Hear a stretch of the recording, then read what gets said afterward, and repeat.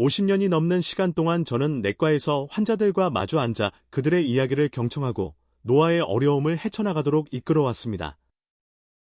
저는 김지영 원장입니다. 87세인 지금도 일주일에 하루는 환자 진료에 전념합니다. 50년 동안 의사로 일하면서 수많은 분들을 진료해왔는데 그중 대부분은 노년에 고요하고 복잡한 삶을 헤쳐나가는 어르신들이었습니다. 이러한 만남을 통해 무엇보다도 한 가지 진실을 깨달았습니다. 건강은 극적인 순간이나 기적의 약으로 만들어지는 것이 아닙니다. 매일 우리가 내리는 사소하고 신중한 선택들을 통해 만들어집니다. 그리고 이러한 선택들 중에서 수면만큼 중요하면서도 오해받는 것은 없습니다. 수면은 우리의 신체적, 정서적 웰빙의 초석이지만 특히 나이가 들면서 가장 먼저 소홀히 하는 것이기도 합니다. 저는 수면 부족이 기력 저하부터 삶을 송두리째 바꿔놓는 건강 위기까지 심각한 피해를 초래하는 것을 직접 목격했습니다. 지난달 제 병원에서 낯익은 2명의 어르신 이웃이 탈진으로 쓰러져 병원에 입원했습니다. 두 분은 수년간 수면제에 의존하며 쌓이는 위험을 인지하지 못했습니다. 정원 가꾸기를 좋아하시던 78세 할머니 한 분은 어지럼증으로 심하게 넘어져 손목이 골절되는 사고를 당하셨습니다. 은퇴한 교사였던 다른 분은 만성적인 수면 부족으로 심계항진을 호소하셨습니다. 두 분의 이야기는 제 마음을 아프게 했습니다. 단순히 그들의 고통 때문만이 아니라 나이에 맞는 간단한 수면 습관만으로도 그들의 고통을 예방할 수 있다는 것을 알고 있었기 때문입니다. 이 사례들은 단 한 건이 사례가 아니었습니다. 노인들 사이에서 만연하는 잘못된 수면 습관이 파괴적인 결과를 초래하는 침묵의 전염병과 같은 현상입니다. 제가 가장 가슴 아픈 것은 실용적이고 쉽게 접할 수 있는 지식이 있었다면 그들을 구할 수 있었을 것이라는 깨달음입니다. 그래서 이 가이드를 여러분과 공유하고자 합니다. 이 가이드는 단순한 조언 모음집이 아닙니다. 그것은 앞으로 수십 년 동안 여러분의 건강과 행복을 변화시킬 수 있는 편안하고 활력을 되찾아주는 수면으로 가는 생명줄입니다. 제 경험과 개인적인 경험을 통해 얻은 통찰력이 여러분의 미래를 바꿀 수 있으니 이 글을 한 글자도 빠짐없이 읽어주시기를 간곡히 부탁드립니다. 그리고 겸허한 부탁이 있습니다. 여러분 주변의 어르신들, 특히 혼자 사시는 어르신들과 이 글을 공유해 주시기 바랍니다. 수면 문제는 특히 가까이에 도움을 받을 수 없는 어르신들에게는 매우 위험할 수 있습니다. 여러분의 작은 나눔이 생명을 구할 수 있습니다. 저는 수면과 새로운 발견의 여정을 걸어왔습니다. 20대와 30대에는 잠을 당연하게 여겼습니다. 긴 병원 근무 후 침대에 쓰러지면 순식간에 깊고 꿈결 같은 휴식에 휩싸였습니다. 60대까지도 깊은 잠을 자고 맑고 활기차게 깨어나는 제 능력을 자랑스러워했습니다. 하지만 70대가 되면서 모든 것이 바뀌었습니다. 잠은 점점 약해지고 잦은 깨달음으로 얼룩졌습니다. 새벽 2시에 잠에서 깨곤 했습니다. 환자들에 대한 걱정이나 제 건강에 대한 걱정으로 머릿속이 복잡했습니다. 뭔가 불길한 징조일까요? 치매일까요? 신경학적 문제일까요? 그 두려움은 불면증을 심화시켰고 불안과 불면의 악순환에 갇혔습니다. 많은 환자들처럼 저도 수면제에 의지하며 간절히 바라던 휴식을 되찾기를 바랐습니다. 하지만 그 안도감은 덧없었습니다. 수면제는 저를 몽롱하게 만들고 생각은 둔해지고 하루하루는 피로로 가득 찼습니다. 제 몸에 배신감을 느꼈고 의사로서 제 고군분투가 부끄러웠습니다. 노화에 관한 의학 심포지엄에 참석하고 나서야 수면 전문가의 말에 생각이 바뀌었습니다. 그녀는 제 수면 습관이 실패가 아니라 자연스러운 변화라고 설명했습니다. 나이가 들면서 수면 패턴이 변합니다. 젊었을 때처럼 깊고 회복력이 좋았던 잠은 더 가볍고 단편적인 휴식으로 바뀌게 됩니다. 우리의 생체 리듬, 즉 각성을 관장하는 체내 시계가 더욱 예민해지고 수면 신호 호르몬인 멜라토닌 생성이 감소합니다. 이러한 변화는 결함이 아니라 단순히 우리 몸이 세월에 적응하는 방식일 뿐입니다. 이 깨달음은 전환점이었습니다.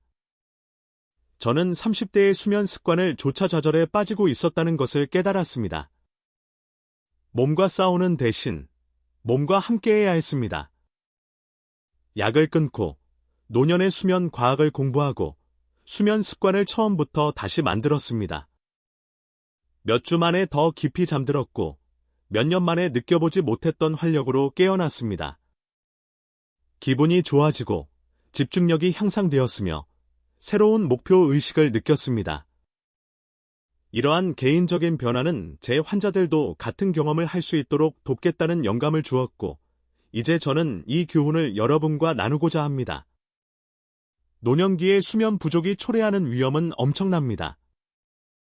수면은 단순한 휴식이 아니라 모든 신체 시스템의 기초입니다. 수면이 없으면 우리의 건강은 무너집니다. 연구는 심각한 결과를 보여줍니다. 고려대학교의 2022년 연구에 따르면 노인의 만성적인 수면 부족은 인지 기능 저하 위험을 25% 높이는 것으로 나타났습니다. 대한심장학회에 따르면 수면 부족은 혈압을 상승시키고 조직의 염증을 일으키며 심장질환 위험을 18% 증가시킵니다. 정신건강도 악화됩니다. 2021년 노인정신의학 저널 더 저널 오브 제리액릭 사이카이얼리에 발표된 연구에 따르면 불면증은 우울증 발생 위험을 2배로 높입니다. 신체적으로는 수면 부족이 심각합니다. 면역력을 약화시키고 치유를 지연시키며 균형 감각을 손상시켜 제 이웃이 다쳤던 것처럼 넘어지게 합니다. 이러한 위험 외에도 불면증은 기쁨을 앗아가고 창의력을 저하시키며 사랑하는 사람들과 활동해서 우리를 고립시킵니다. 하지만 희망은 있습니다. 이러한 결과는 필연적인 것이 아닙니다. 올바른 습관을 들이면 숙면을 취하고 활력을 유지할 수 있습니다. 제 환자들의 이야기가 이를 증명합니다. 대구에 사는 75세 재봉사 박수진 씨를 생각해 보세요. 수년간 그녀는 불면증과 싸우며 무기력하게 만드는 수면제에 의존했습니다. 우리가 만났을 때 그녀는 사랑하는 재봉을 포기할 직전이었습니다. 우리는 함께 수면 루틴을 만들었습니다. 일정한 취침 시간, 어둑한 저녁 조명, 그리고 아침 산책이었습니다. 2달 만에 그녀는 약 없이도 잠들었고 다시 바느질을 할 수 있을 만큼 손이 가벼워졌습니다. 제 삶을 되찾은 것 같아요. 그녀는 감사한 마음으로 눈을 반짝이며 말했습니다. 아니면 인천에서 은퇴한 버스 운전기사 최민호 씨를 생각해 보세요. 그는 몇 시간씩 천장만 바라보며 건강 걱정에 시달렸습니다. 잠자리에 들기 전 걱정 일기를 쓰면서 생각을 털어놓게 되면서 밤새도록 잠을 자게 되었습니다. 일기를 쓰다 보면 마치 제 두려움을 다른 사람에게 떠넘기는 것 같아요. 라고 그는 말했습니다. 이러한 이야기들은 예외가 아닙니다.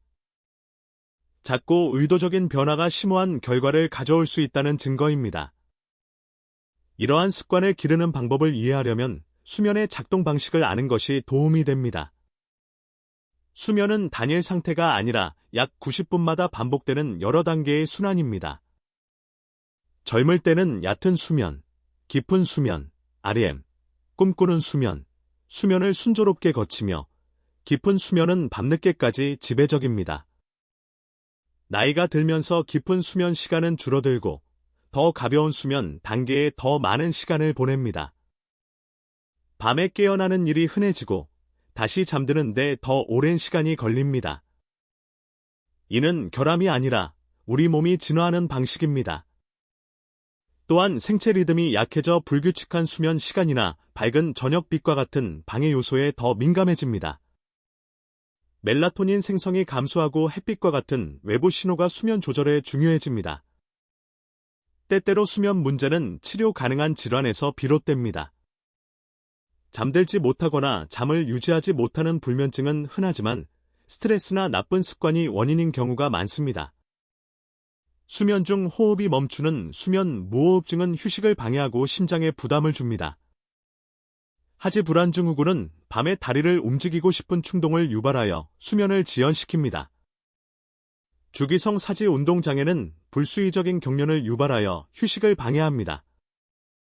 이러한 증상이 의심되는 경우 수면 검사를 통해 진단할 수 있으며 양압기, CPAP, 약물 치료와 같은 치료법이 효과를 볼 수 있습니다. 광주에 사는 70세 김태호 씨는 수면 검사에서 무호흡증이 발견될 때까지 수년간 피로에 시달렸습니다. 치료를 통해 그는 다시 활력을 되찾았습니다. 그는 반쯤 살아있는 것처럼 느끼며 몇 년을 낭비했습니다. 라고 고백했습니다. 저는 제 경험과 최신 연구를 바탕으로 건강한 수면을 5가지 핵심 실천법으로 정리했습니다. 이것들은 일시적인 해결책이 아니라 평생 지속되는 습관이며 꾸준히 실천하면 수면의 질을 혁신적으로 개선할 수 있습니다. 첫째, 수면의 질을 꾸준히 유지하세요. 생체 리듬은 규칙적인 생활 속에서 유지되지만 나이가 들면서 불규칙한 생활에 적응하기 어려워집니다. 매일, 심지어 휴일에도 같은 시간에 잠자리에 들고 일어나면 신체 리듬이 맞춰져 자연스럽게 잠이 들 수 있습니다. 이와 여자대학교의 2023년 연구에 따르면 규칙적인 생활 습관을 가진 노인들은 수면 장애를 28% 더 적게 경험하는 것으로 나타났습니다. 기상 시간 오전 6시 30분을 정하고 밤새 잠을 설쳤더라도 그 시간을 고수하세요. 늦잠을 자면 다음날 밤의 수면 리듬이 깨져 불면증이 심해집니다. 재봉사인 박 씨는 오후 10시에 잠자리에 들고 오전 6시에 일어나도록 설정했습니다. 몇 주 만에 그녀의 몸은 적응했고 수면의 질은 더욱 깊어졌습니다. 이제 제 몸이 그 계획을 아는 것 같아요. 라고 그녀는 말했습니다. 둘째, 저녁 빛을 조절하세요. 빛은 생체 리듬의 가장 강력한 신호입니다. 아침 햇살은 깨어나게 하지만 저녁 햇살은 수면을 지연시킵니다. 휴대폰, TV, 컴퓨터에서 나오는 청색광은 멜라토닌을 억제하여 잠들어야 할 시간에도 깨어있게 합니다. 2022년 수면 연구, 슬리프 리서치에 발표된 연구에 따르면 저녁에 화면에 노출된 노인들은 잠들기까지 35분 더 오래 걸렸습니다. 오후 7시 이후에는 조명을 따뜻한 호박색으로 어둡게 하세요. 잠자리에 들기 전 최소 1시간 동안은 화면을 피하거나 꼭 필요하다면 청색광 차단 안경을 사용하세요. 화면 시청 시간은 뜨개질이나 판소리 같은 한국 전통 음악 감상처럼 마음을 진정시키는 활동으로 바꾸세요. 부산에 사는 72세 이준식 씨는 매일 밤 TV를 라디오로 바꾸었습니다. 이제는 9시 30분에 잠이 들어요. 그는 놀라워하며 말했습니다. 셋째, 낮 시간의 활동과 햇빛을 즐기세요. 수면은 아침부터 시작됩니다. 단 10분 동안 햇빛을 쬐면 생체 리듬이 재설정되어 뇌가 멜라토닌을 더 늦게 생성하도록 신호를 보냅니다. 서울대학교의 2021년 연구에 따르면 아침 햇살은 노년층의 수면 시작 시간을 22% 단축시키는 것으로 나타났습니다. 이와 함께 걷기, 정원 가꾸기, 태극권과 같은 가벼운 활동을 매일 30분씩 병행하세요. 격렬한 운동은 필요하지 않습니다. 가벼운 움직임만으로도 자연스럽게 몸이 피곤해집니다. 제주도에 사는 80세 한미숙 할머니는 아침마다 해안 산책을 시작했습니다. 불면증이 사라지고 기분이 좋아졌습니다. 바다와 햇살은 저를 살아있는 것처럼 느끼게 해요. 라고 그녀는 말했습니다. 움직임이 제한적이라면 앉아서 하는 스트레칭이나 의자 요가를 시도해보세요. 넷째, 잠자리에 들기 전 의식을 만드세요. 우리 몸은 예측 가능한 것을 좋아합니다. 일관된 저녁 루틴은 휴식 시간임을 알려주고 수면으로의 전환을 용이하게 합니다. 2020년 노화와 정신건강, 에이징 앤드 멘탈 헬스에 발표된 연구에 따르면 취침 의식을 가진 노인들은 20% 더 빨리 잠드는 것으로 나타났습니다. 잠자리에 들기 90분 전에 시작하세요. 조명을 어둡게 하고 캐모마일 차를 마시고 소설을 읽거나 심호흡을 연습하세요. 저는 생각 일기를 쓰는데 걱정거리나 마음을 비우기 위해 해야 할 일들을 적어둡니다. 서울에 사는 76세 강은자 씨는 이 습관을 들였습니다. 글을 쓰면 머리가 비워지고 잠이 쉽게 옵니다. 라고 그녀는 말했습니다. 일관성이 중요합니다. 매일 밤 같은 단계를 따르면 몸이 신호를 학습할 것입니다. 5째, 수면 환경과 식단을 최적화하세요. 수면 자세가 중요합니다. 지지력이 좋은 베개를 배고등을 대고 누워 자면 척추가 정렬되고 호흡이 편해집니다. 무릎 사이에 베개를 끼고 옆으로 자면 엉덩이 부담은 줄어들지만 엎드려 자는 것은 피해야 합니다. 엎드려 자는 것은 목과 장기에 부담을 주기 때문입니다. 2023년 노인 간호학, 제리앵링 너싱, 연구에 따르면 자세가 좋지 않으면 수면 장애가 35% 더 심해집니다. 또한 잠자리에 들기 3시간 전에 식사를 마치세요. 늦은 식사, 특히 과식이나 단 음식은 소화를 방해하고 혈당을 급등시켜 잠을 설치게 합니다. 대전에 사는 74세 오병철 씨는 야식, 김치찌개 대신 이른 저녁 식사로 바꾸었습니다. 그러자 역류 증상이 사라지고 수면도 개선되었습니다. 그는 숨쉬기 제 휴식을 훔쳐가는 줄 몰랐어요. 라고 말했습니다. 이러한 습관 외에도 수면을 방해하는 요인을 피하세요. 정오 이후에는 카페인 섭취를 피하세요. 카페인의 영향은 8시간 동안 지속됩니다. 알코올은 처음에는 이완시켜주지만 수면을 방해하여 잠에서 깨게 합니다. 2022년 연구에 따르면 저녁 음주는 노인의 수면 질을 25% 저하시키는 것으로 나타났습니다. 잠자리에 들기 전 3시간 이내에는 격렬한 운동을 피하고 대신 저녁 스트레칭을 하세요. 20분이 지나도 잠이 오지 않으면 일어나서 어두운 곳에서 책을 읽고 졸리면 다시 돌아오세요.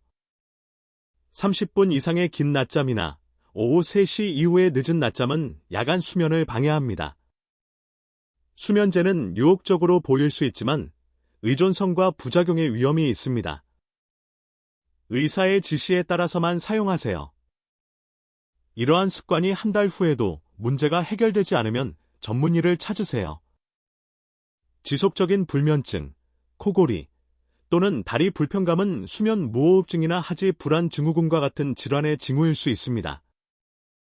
수면 검사를 통해 원인을 파악할 수 있으며 치료는 삶을 변화시킬 수 있습니다. 울산에 사는 68세 윤혜란 씨는 수면 무호흡증 진단을 받기 전까지 수년간 피로를 겪었습니다. 양압기, CPAP 덕분에 활력을 되찾았습니다. 그녀는 기신년은 젊어진 것 같아요. 라고 말했습니다. 좋은 수면의 보상은 당신의 삶에 큰 영향을 미칩니다. 연세대학교의 2023년 연구에 따르면 건강한 수면 습관을 가진 노인들은 기억력 감퇴 위험이 32%, 우울증 위험이 40% 낮았습니다. 또한 면역력이 강화되고 집중력이 향상되며 가족과 더 깊은 유대감을 형성한다고 보고했습니다. 공동체와 가족이 중심인 한국 문화에서 수면은 함께 식사를 하고 정원을 가꾸고 손주들과 놀 수 있는 에너지를 제공합니다. 매일 아침 상쾌한 기분으로 깨어나 된장찌개 한 그릇을 먹거나 한옥마을을 산책할 준비를 하는 모습을 상상해 보세요. 이것이 바로 휴식의 힘입니다. 오늘 밤 한 가지 변화부터 시작해 보세요. 기상 시간을 정하고 그 시간을 지키세요. 오후 7시 이후에는 조명을 어둡게 하고 잠자리에 들기 전에 걱정거리를 적어보세요. 이러한 노력은 사소하게 느껴질 수 있지만 이 3주 후에는 분명 변화를 느낄 수 있을 것입니다. 자신의 수면 습관을 되돌아보세요. 상쾌하게 깨나요? 정오쯤 되면 졸리나요? 밤에 자주 깨나요? 솔직하게, 그리고 개선할 습관 하나를 골라보세요. 친구, 형제자매, 이웃 등 다른 사람들과 이 이야기를 나눠보세요. 한국에서는 작은 불꽃 하나가 들판을 밝힌다라는 속담이 있습니다. 여러분의 작은 불꽃이 더 건강한 수면의 물결을 일으킬 수 있습니다. 의사이자 수면 전문가로서 저는 휴식은 사치가 아니라 필수라는 것을 깨달았습니다.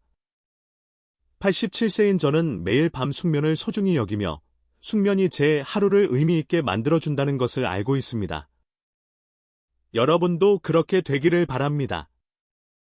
오늘 밤 잠자리에 들 준비를 하면서 잠시 숨을 고르고 휴대폰을 내려놓고 작은 변화가 큰 보상으로 이어질 것이라는 믿음을 가지세요. 당신의 몸은 쉴 준비가 되어 있습니다. 필요한 것은 당신의 헌신뿐입니다.